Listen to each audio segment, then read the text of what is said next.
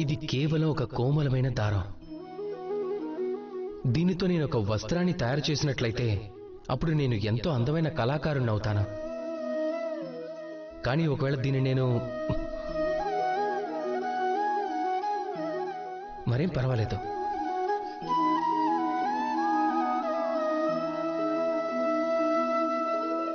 చూడండి, ఈ దారం అయితే కలిసిపోయింది.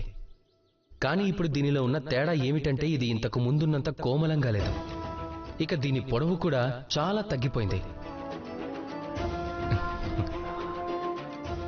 ఈ ప్రపంచంలో ప్రేమ విషయంలో కూడా అదే జరుగుతూ ఉంటుంది. ప్రేమని ఈ దారం ఇద్దరు వ్యక్తులను ఎప్పుడైతే కలిపి ఉంచుతుందో అహంకారం ఇంకా స్వార్థాలు చేసే దాడులను అది తట్టుకోలేదు, తెగిపోతుంది. ప్రయత్నం చేయటం ద్వారా ఆ సంబంధం మళ్లీ తిరిగి ఏర్పడచ్చు. కానీ అది ఇంతకు ముందున్నట్టుగా అయితే ఉండదు. ఎందుకంటే మనసులో గాయం ఏర్పడింది. అందుకే ప్రేమను చాలా జాగ్రత్తగా కాపాడుకోవాలి.